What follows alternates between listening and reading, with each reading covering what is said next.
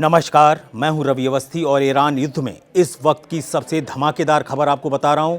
आप हैरान रह जाएंगे कि आपको जो खबरें दी जा रही हैं ना कि अमेरिका ने 140 हमले कर दिए, 310 हमले कर दिए, बदले में 90 हमले ईरान ने कर दिए, वो खबरें तो कुछ भी नहीं हैं। इन खबरों के पीछे का जो सच सामने निकल के आया है वो ये साबित कर रहा है कि ईरान युद्ध बेहद खूनी और घिनौना हो चुका है। और ऐसे 3 खबरें आपके सामने मैं पेश कर रहा हूं जिसका एनालिसिस करूंगा, तो आप भी अपने कमेंट्स भी करेंगे और अगर आपको पसंद आएगी तो आप लाइक भी करेंगे, ये मेरा दावा है। पहली खबर मैं आपको बता दूं, सबसे लेटेस्ट और चौंकाने वाली है कि तेहरान से पुतिन ने एक अपना खास तरीके का विमान, जो ऐसा विमान जिसको पुतिन खुद इस्तेमाल करते हैं, उसका नाम है TU-214PU डूम्सडे विमान, यानी कि कयामत या प्रलय लाने वाला विमान, वो तेहरान पहुंच चुका है। वो भी ऐसे वक्त में जब इस वक्त पूरी अमेरिकी फोर्स या अमेरिकन सेंट्रल कमांड, जिसको सेंटकॉम बोलते हैं, वो दनादन ईरान के करीब करीब आप मान के चलिए 14 प्रांतों पे हमला कर रहा है। ऐसे वक्त में रूस का एक खास खुफिया विमान, खास मिलिट्री विमान जो है वो तेहरान या ईरान पहुंच चुका है। उसके पीछे का क्या मकसद है उसका डिटेल आपको बड़ी ही बारीकी के साथ बताएंगे। दूसरी इंपॉर्टेंट बात यह है कि अगर मैं आपको दिखाना चाहूँ तो मैंने यहाँ पे एक फोटो लगाया है, उस पर क्या लिखा है, लिंडसे ग्रैहम की मौत। और इधर बहुत सारी फोटो लगी हैं जिसमें गोलियों का टारगेट का निशान प्रधानमंत्री नेतन्याहू के ऊपर लगाया गया है और ये राष्ट्रपति ट्रंप के ऊपर लगाया गया है। और इसको हम शहरी अखबार ने छापा है जो ईरान का है। और हम शहरी अखबार का दावा है कि ये जो टारगेट लिस्ट है जिसके अंदर मान के चलिए 3 प्रधानमंत्री हैं, 1 राष्ट्रपति है और लगभग 3 टॉप के जनरल हैं जो इस वक्त युद्ध में हैं, उन सबको मारने का प्लान जो है वो पूरी तरीके से जो ईरान की सुरक्षा परिषद है, जो IRGC की एक सुरक्षा परिषद होती है जो टॉप लेवल के फैसले लेती है, उसने इस लिस्ट को फाइनल कर दिया है और दावा किया है कि हम इस लिस्ट के आधार पर एक एक करके सबको मार देंगे और यही हमारा टारगेट है। ये जो युद्ध हो रहा है, ये जो बम फेंके जा रहे हैं, वो इसके सामने कुछ भी नहीं है। और इसका सबसे तगड़ा प्रमाण ये मिलता है कि इस लिस्ट को बनाने के बाद सबसे पहले जो मौत की खबर आई है वो लिंडसे ग्राहम की मौत की खबर है। हालांकि इस लिस्ट में उनका नाम नहीं था, लेकिन इससे पहले जो IRGC ने एक लिस्ट जारी की थी उसमें लिंडसे ग्राहम की मौत का एक पर्चा बनाया गया था। उसमें लिंडसे ग्राहम को दिखाया गया था कि हम इनको मार देंगे। और इसलिए इस पर यकीन करना इसलिए भी बहुत ज़रूरी है क्योंकि ऐसी खबरें सोशल मीडिया पे और ट्विटर पे छाई हुई हैं जहां पे ये दावा किया जा रहा है कि इस पूरे सिस्टम में एक तरफ IRGC दावा कर रहा है कि लिंडसे ग्राहम की मौत के पीछे हमारे स्लीपर सेल्स हैं ईरान के जिन्होंने ये काम किया है, जबकि इनकी जो सरकार है अमेरिका की, उसने साफ बोला है कि उनकी जो हृदय की एक धमनी थी वो फट गई, यानी कि उनका जो हृदय था वो अचानक रुक गया और इसकी वजह से 71 साल के लिंडसे ग्राहम की मौत हो गई। लेकिन आपको बता दें लिंडसे ग्राहम इतने इंपॉर्टेंट क्यों हैं और क्यों पूरी मीडिया में, पश्चिमी मीडिया में खलबली मची हुई है कि आखिर इतना टॉप का बंदा इतनी आसानी से कैसे मर सकता है, वो भी जो बंदा 8 जुलाई को लौट के आया है, कहीं से कीव से होके आ रहा है और 11 तारीख को ख़त्म हो रहा है। और यही वो 8 तारीख थी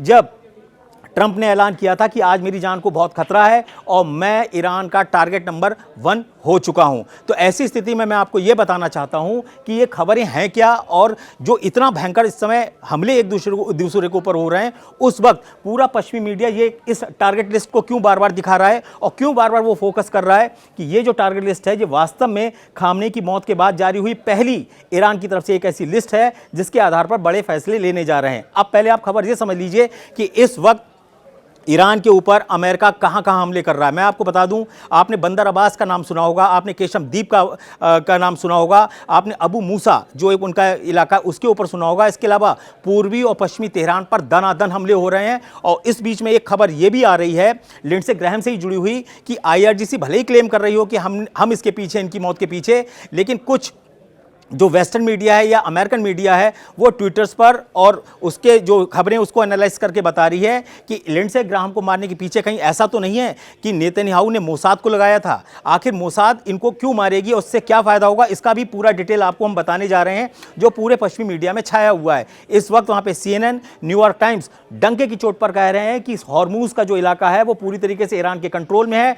ट्रंप झूठ बोल रहे हैं कि हमने हॉर्मूज पर पूरा कब्जा कर लिया है, वहाँ से जो जहाज़ हैं तेल के वो आराम से जा रहे हैं, जबकि ये हकीकत नहीं है। हालांकि ऐसे दावे किए जा रहे हैं कि जब 310 हमले पिछले 5 दिन के अंदर हुए हैं अब तक, और 4 हमले अब तक हो चुके हैं 5 दिन में, आप समझ लो ईरान के ऊपर 4 बड़े हमले हुए हैं और इन हमलों का असर इतना भयानक है ईरान के ऊपर जिसकी कोई सीमा नहीं है। और ऐसे वक्त में इस विमान का वहां पहुंचना, जो रशिया का मैंने आपको बताया था ना TU-214PU डूम्सडे, ये वो विमान है। दिखने में कितना साधारण लग रहा है, ऐसा लग रहा है कोई पैसेंजर विमान है, लेकिन आपको बता दें ये पुतिन का बेहद खास विमान है और इस विमान के अंदर पुतिन अक्सर सफ़र करते हैं, ऐसे दावे किए जा रहे हैं। और ये जो विमान आप अभी देख रहे हो, ये बाहर से जितना सिंपल है अंदर से उतना ही कॉम्प्लिकेटेड है। ऐसे समझ लीजिए ये उड़ता फिरता हुआ एक कमांड सेंटर है जहां से आप युद्ध का पूरा संचालन कर सकते हैं, मिसाइलों से बच सकते हैं। इसकी पूरी डिटेल मैं आपको बताऊंगा। और ये ऐसा है कि अगर बिना हथियारों का अगर उड़ेगा तो लगभग 10,500 किलोमीटर तक लगातार उड़ता रहेगा,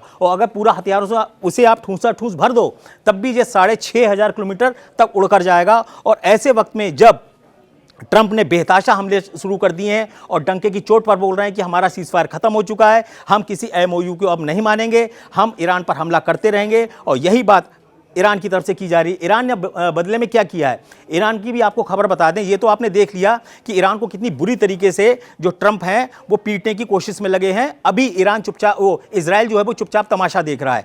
बदले में ईरान ने क्या किया है, ईरान ने जो कहते हैं ना दुखती रग है ट्रंप की, वो क्या है, वो है बहरीन में मौजूद अमेरिकी नौसेना का 5वीं फ्लीट का बेड़ा, जिसके अंदर 60 युद्धपोत आते हैं, 60 युद्धपोत। उस 60 युद्धपोत के हेडक्वार्टर को उड़ाया है, उसके आसपास धमाके किए हैं। यहाँ तक कि कुवैत के अंदर जो हिमार्स रॉकेट का एक सिस्टम था, 2 हिमार्स रॉकेट की जो सिस्टम थे, उसको भी उड़ा दिया है ईरान ने। ये खबर खुद IRGC की तरफ से कह रहे हैं ना, डंके की चोट पर बोली जा रही है। दूसरी इंपॉर्टेंट बात, बहरीन में जहां 5वां बेड़ा उड़ाया, कुवैत में जहां हिमार्स रॉकेट उड़ाया, वहीं ओमान में क्या किया, ओमान में एक ऐसे रडार को तबाह करने का दावा किया है ईरान ने, जिसके बारे में दावा किया जा रहा है कि अब हॉर्मूज में अमेरिका अंधा हो चुका है। यानी कि कहने का मतलब यह है कि एक ऐसा रडार उड़ा दिया है ओमान के पास में ईरान ने अपने ड्रोन्स के जरिए, जो पूरे इलाके को देख रहा था, जो खुली आंखों से जैसे हम किसी चीज़ को देखते हैं, इतना बढ़िया रडार अमेरिका का जो था वो ओमान के पास में था,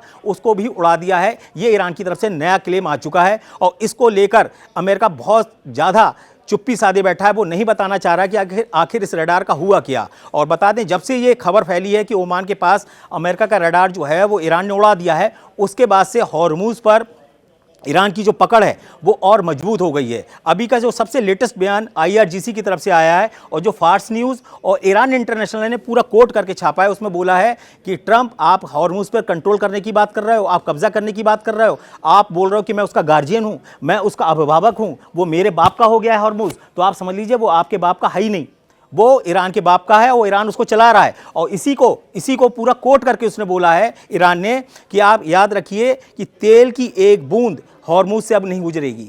जब तक ईरान नहीं चाहेगा, तेल की एक बूंद हॉर्मूज से नहीं गुजरेगी। और इसीलिए मैं आपको बता रहा हूं कि जो ईरान के तेवर हैं उस पर जितने ज़्यादा हमले हो रहे हैं वो उतना ही ज़्यादा अग्रेसिव होता जा रहा है, और जितना ज़्यादा वो अग्रेसिव हो रहा है उतने ही ज़्यादा जंग के पत्ते जो हैं वो खुलते चले जा रहे हैं। अब आप देखिए, किसी को उम्मीद ही नहीं थी कि इतने भीषण हमलों के बीच में, जब ईरान के ऊपर इतने ज़बरदस्त हमले हो रहे हैं पिछले 5 दिनों से, चौथी बार हमले हो रहे हैं, ऐसे वक्त में जो पुतिन हैं वो अपना एक खास लड़ाकू विमान जो मैंने आपको बताया वो भेजा है। अब लोग पूछ रहे हैं कि भाई इस विमान में ऐसा क्या है, ऐसा तो कुछ भी नहीं है, इससे अच्छे तो फाइटर जेट्स अमेरिका और इजराइल के पास हैं, वो तो उसको 2 मिनट में उड़ा देंगे।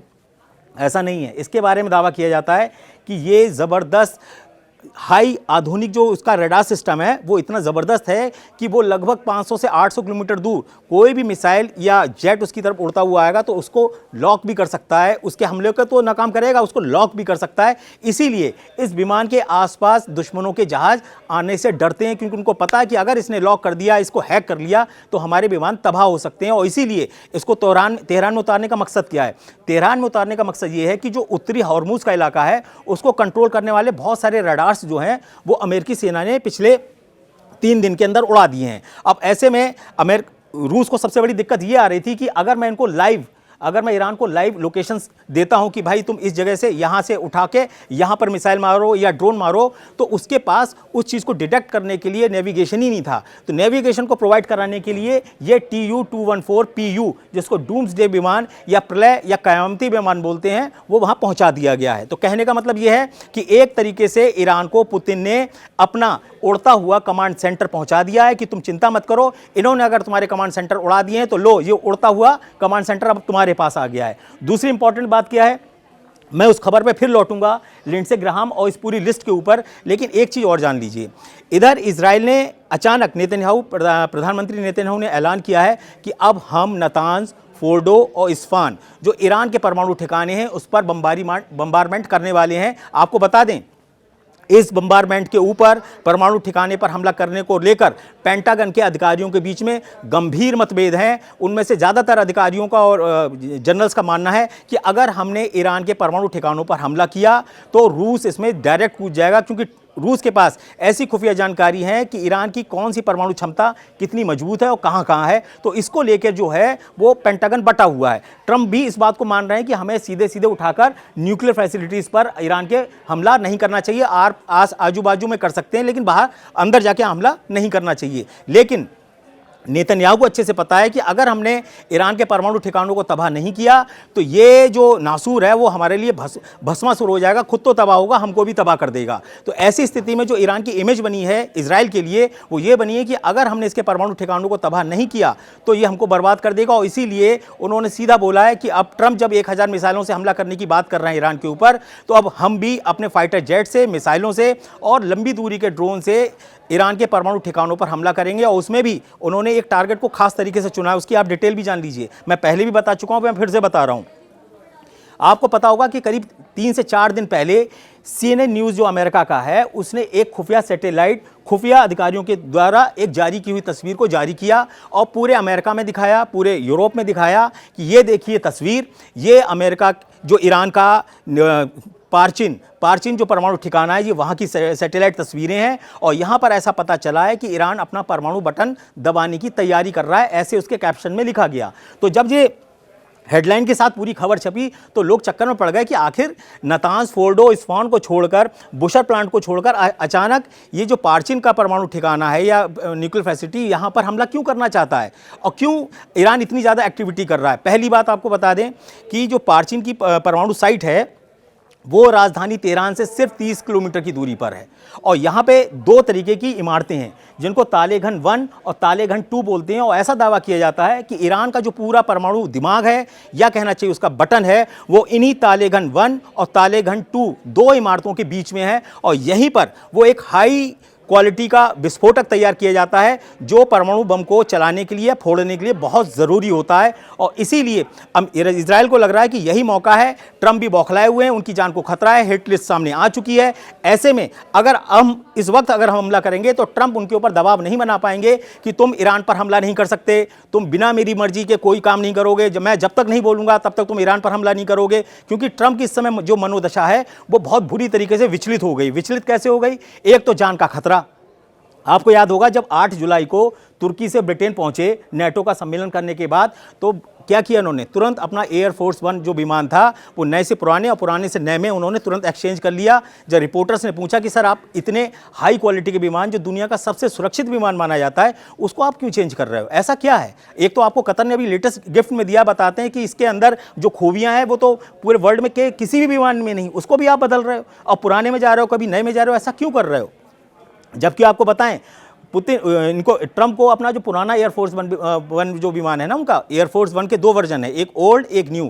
जो पुराना वाला ट्रंप का वर्जन है जो जिसमें बैठ के जाते हैं, वो ट्रंप को पसंद नहीं है। वो कहते हैं भाई जो मुझे कतर ने 4000 करोड़ रुपया का विमान दिया है, मुझे उससे बेस्ट नहीं लगता। अब मजबूरी में वो वहाँ से उतर के पुराने वाले में चले गए। इसके पीछे की वजह क्या आई? इसके पीछे की वजह आई ये वो लिस्ट जो उसके बाद जारी हुई 8 जुलाई को। उन्होंने अपना डर बताया मीडिया को कि मैं हिट लिस्ट में नंबर 1 पर हूँ, और वास्तव में उनकी बात बिल्कुल सही है। आप देखेंगे तो यहाँ पे टॉप पे 2 नाम हैं, प्रधानमंत्री बेंजामिन नेतन्याहू और राष्ट्रपति डोनाल्ड ट्रंप। और यहाँ पे आपने देखा ही होगा इजराइल कार्ड्स हैं, ये रक्षा मंत्री हैं, बड़े बड़े नाम आपको बता रहा हूँ, यहाँ मेलोनी तक है प्रधानमंत्री। तो आप समझिए सबको टारगेट कर लिया है, यहाँ तक कि जर्मन चांसलर ले लीजिए, फ्रांस के मैक्रो को ले लीजिए, कीर स्टॉमर को ले लीजिए, ये सब प्रधानमंत्री लेवल हैं और ये सब के सब IRGC की लिस्ट में हैं। लेकिन इस लिस्ट में हैरान करने वाली बात क्या है? इस लिस्ट में सबसे हैरान करने वाली बात यह है कि इस वक्त ईरान ओमान के ऊपर हमले कर रहा है, कतर पे कर रहा है, कुवैत पे कर रहा है, जॉर्डन में कर रहा है, बहरीन में कर रहा है। इनमें से एक के भी शीर्ष नेता का, प्रधानमंत्री का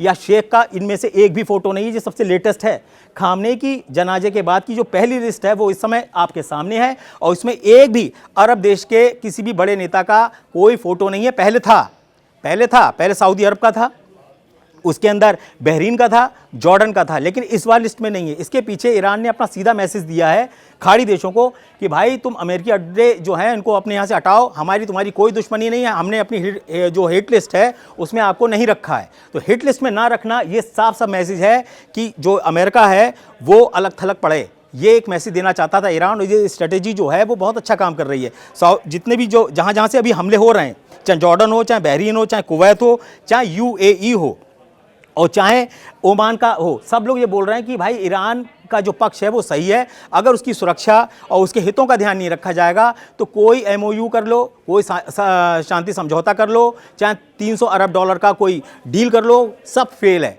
और ईरान ने बिल्कुल बोल दिया है कि भाई मैं आपको बता दूं, मुस्तफा खामनेई जल्दी आने वाले हैं और सामने आने वाले हैं जनता के, और दावा किया जा रहा है कि उन्होंने अपना एक लिखित संदेश दे दिया है जिसको IRIB जो ईरानी न्यूज़ एजेंसी है उसने पूरा छापा और उसमें लिखा कि मुस्तफा ने बोला कि चाहे मैं रहूं या ना रहूं, हमारा प्रतिशोध पूरा होगा। यानी कि कहने का मतलब था कि हम सुप्रीम लीडर अली खामनेई की मौत का बदला सबसे लेंगे। और उसके बाद ये लिस्ट जारी हो गई। तो ये जो लिस्ट है ये वास्तव में बहुत ही डेंजरस लिस्ट है। और अचानक 11 जुलाई को लिंडसे ग्राहम की जब मौत हुई तो खलबली मच गई कि एक व्यक्ति स्वस्थ जो कहाँ गया था, यूक्रेन घूम गया, कीव में मिला, वहाँ उसने बताया कि कैसे हमको रूस से निपटना है। एक ऐसा व्यक्ति जिसको बोला जाता है माउथ पीस ट्रंप का, जो वॉर माउथ पीस था, वो कौन थे? लिंडसे ग्राहम थे। इनकी एक एक बयान अगर आ जाए, अगर पहले लिंडसे ग्राहम का बयान आ जाए उसके बाद ट्रंप का बयान आए तो आप समझ लो वो बात होने वाली है। और अगर पहले ट्रंप का बयान आ जाए और लिंडसे ग्राहम का अगर बयान आ जाए पहले की मैं बता रहा हूँ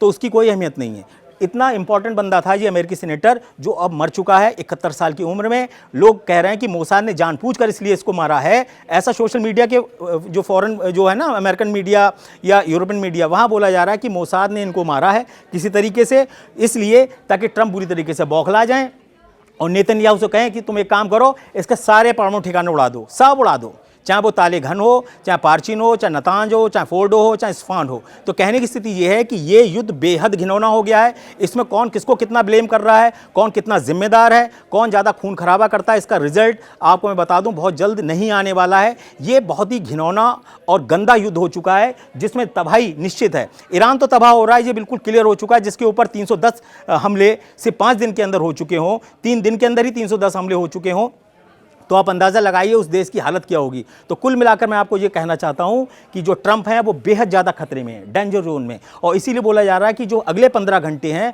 वो इनके लिए बड़े इंपॉर्टेंट है। और इसीलिए ट्रंप ने भी बोला था कि मेरी जान को खतरा है, मैं हिट लिस्ट में नंबर 1 हूँ। तो ये बात ट्रंप की बिल्कुल सही साबित हुई। इस लिस्ट में सबसे पहला नाम नेतन्याहू का और साथ में ही पहले नंबर पर जो है वो ट्रंप हैं। तो कुल मिलाकर मैं आपको ये बताना चाहता हूँ कि आज का जो ट्रेंड है वो ये है कि ईरान के साथ रूस खुलकर आ गया। उसने अपना कमांड सेंटर वाला ये इतना बढ़िया विमान जो है वो भेज दिया है, जो लगता तो पैसेंजर विमान है लेकिन ये फौजी विमान है। आप ऐसे समझ लो सीधी और सरल भाषा में। तो कहने का मतलब ये है कि तालेगन साइट को इसलिए तबाह करना चाहते हैं ताकि ईरान अपना परमाणु बटन तैयार ना कर पाए, क्योंकि नातांज से अगर एक बार परमाणु बम का मटेरियल बाकी आ गया 90% संवर्धित होकर, तो आप ये मान के चलिए कि ये जो तालेगन है जिसको बोलते हैं पार्चिन की परमाणु साइट, यहाँ से दागना बहुत आसान होगा। और तेहरान ने जो तैयारी की थी पार्चिन से लेके और नातांज के बीच में, उसके बीच में लगभग 215 किलोमीटर की दूरी है। तो उसने अपनी तैयारी इस तरीके से की है कि अगर हम इन साइट को बचा लेते हैं तो हमारा परमाणु विकल्प मजबूत होगा। और आपको बता दें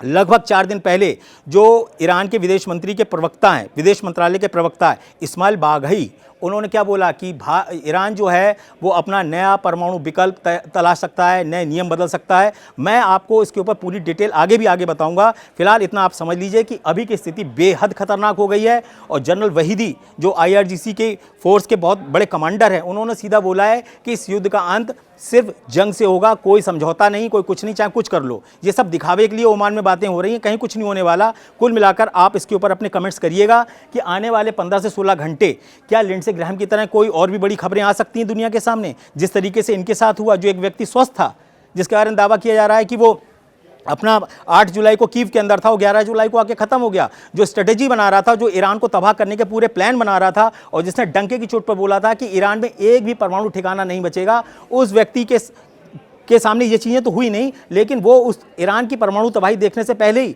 इस दुनिया से जा चुका है। तो कहने की स्थिति ये है कि ये डराने और सोचने वाली खबर भी है, और ये ऐसी खबर है कि अगर इस तरीके का सिलसिला शुरू हो गया और 2-3 बड़े लीडर्स मार दिए गए, तो आप ये मान के चलिए ये बहुत भयंकर तबाही है। आप इसके ऊपर अपने कमेंट्स भी करिएगा और बताइएगा कि आप इस खबर को किस एंगल से देखते हैं। फिलहाल नॉकआउट में अभी इतना ही, और जो भी बड़ा डेवलपमेंट होगा वो मैं आपको बताऊंगा। फिलहाल दुनिया पर डूम्स डे का खतरा मंडरा रहा है, यानी कि कयामती युद्ध का खतरा मंडरा रहा है। तब तक के लिए जय हिंद।